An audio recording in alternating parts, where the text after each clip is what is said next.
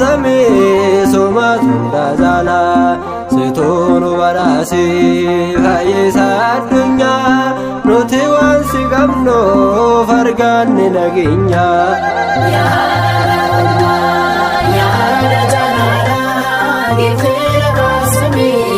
sumatu dazala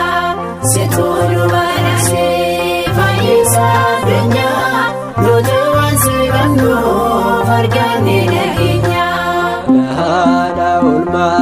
ya najalala gifte lafaafsame sumatu dazala situnu barasi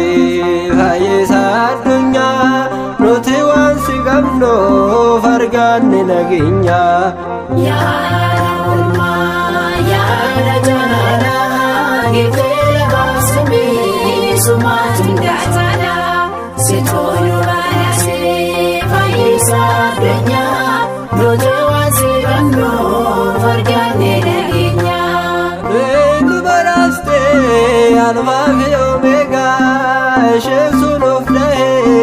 abba undaf naga Jalalli ke Maryam undarrani jala Namnol baage beekum eenyuun si madala ya Allah ya najalala gifte lafaafsame sumatu dazala situnu barasi fayyisa addunyaa nuti waan si qabnu fargaanni nageenya Yesus Kristos irraati arganne atoo isa waatte takka yoon dadhabne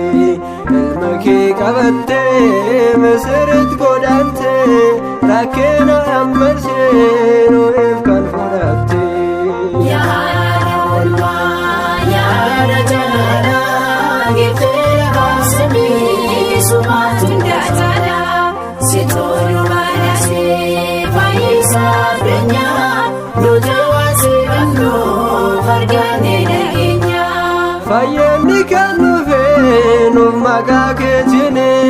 yommuu si faarfachuu nefeeti labbeeni yaada jaalalaa galaanni si fassaawu maqaa kee kan yaamu takka yoo yaadda'u ya ulma